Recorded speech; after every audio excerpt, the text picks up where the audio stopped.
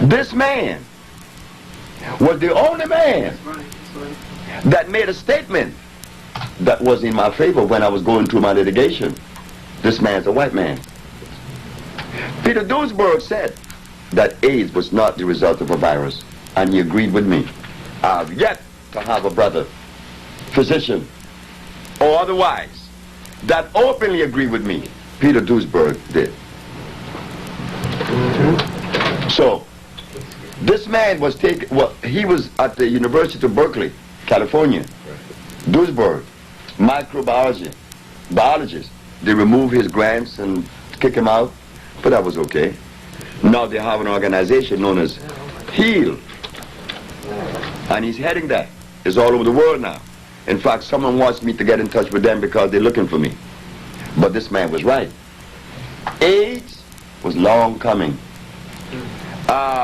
This man, another doctor by the name of, he was a protege of this man, Mr. Duesberg. What's the name of the other one? Dr. Gallo? No, the other one, Dr.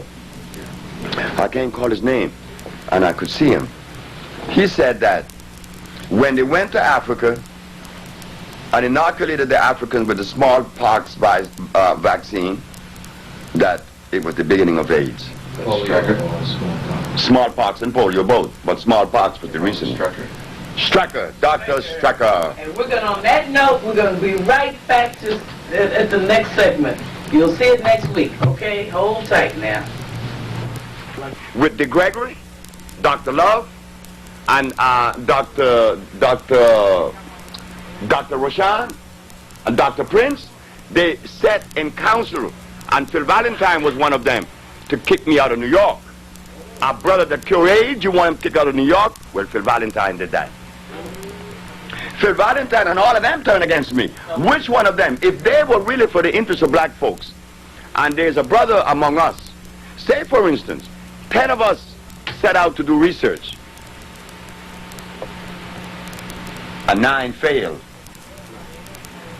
The brother over here, Mr. Simmons, oh yeah, let's talk. Found the cure for AIDS. What us 9 should do? Come to you, because you did the research and found it. Phil Valentine, Dr. Love, Kanye, Dr. Prince, Dr. all of them said, good luck. I said, thank you very much. What about Dr. Barbara Justice? She don't like me. And she is right. She should not like me. And I hope that she see this tape, because Dr. Sebi loved the idea that Barbara Justice doesn't like him. Yeah. She have to live with that hate herself, and I hope that the hate does not last too long.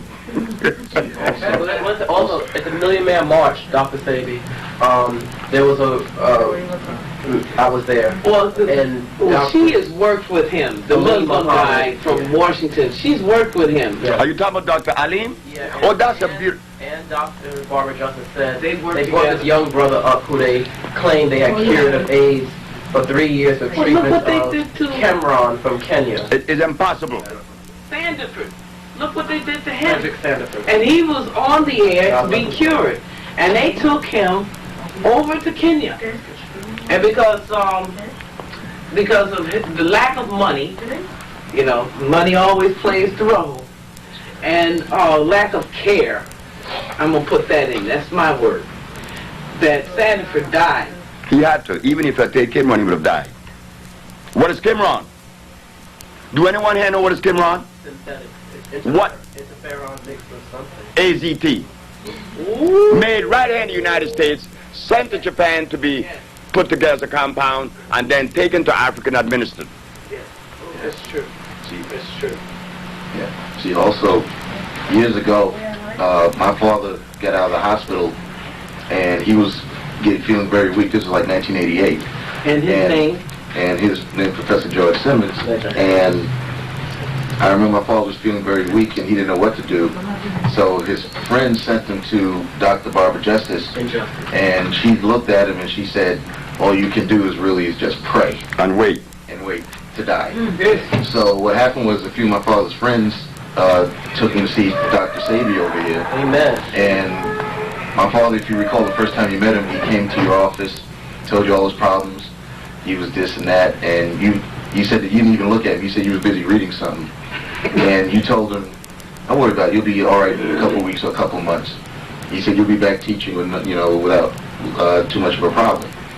And lo and behold, my father followed what you told him to do, and he was back teaching. He's running around now in 1995. And now he's down in Honduras at your institute, and he went down there with a lot of different maladies: diabetes, prostate cancer, high blood pressure, a whole bunch of things. And he said within 2 days of being down there, he was ready to run some Olympic events. And he did. Wow. Yeah. And his sugar was down to 93. And they thought it was supposed to be amputated, no longer has to be amputated. What? And his hair was growing back, did he tell you? Yeah. His hair was growing back where it was falling out. The village you are talking about is here. This is the village. Okay, let me hold it there for a few. Let's get a nice tight shot of it. Okay. All right. We see the tanks of the thermal waters. This is the Usha village in Central America. And you see these tanks that house the water. They are holding tanks. Oh. The thermal water contains a pH of 8.8. It is not like what they have in other places. I heard that there's a hot spring in Cottonwood, Alabama. We don't have a hot spring in Honduras. We have a thermal spring. And the difference of a thermal spring is that the thermal spring is precipitated by volcanic activity, which means that the water has a high concentration of sulfur and phosphorus. Not so for a hot spring. A hot spring is precipitated through a bed of zeolite that's under the ground. And as you know, that zeolite is a mineral that boils water. That doesn't necessarily make it thermal. So what makes the difference?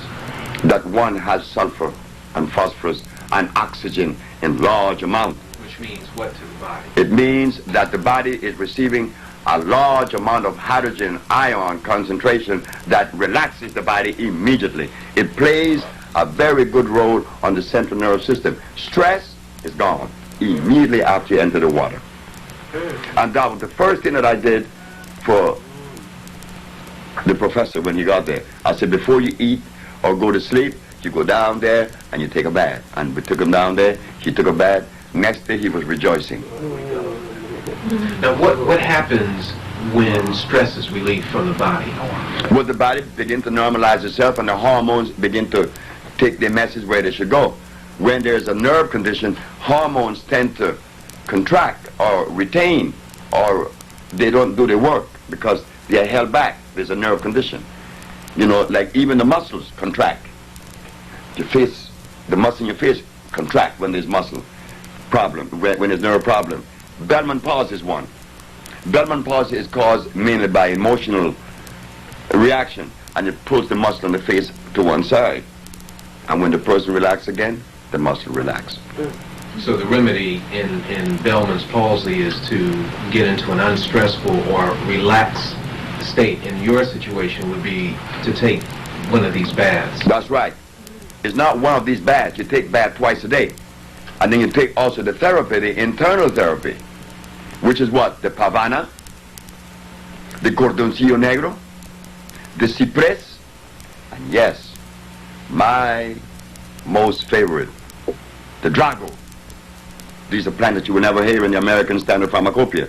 You don't even hear these herbs in the mouth of the herbalist in Honduras or in the United States. And for that matter, even in Honduras, you go to Honduras and ask people the herbs I use, they don't even know them. Because they're too busy reading herbal books. And they're not in the herbal books. And those that are in the herbal books are hybrid. I wish very much that you could meet Dr. Anthony Andoff. He is, I guess they call him, you can keep it over there. He's a botanist. He calls him an ethnobotanist. Something, whatever. Herbology. He went to school and got that. And I don't think I want to meet the brother now.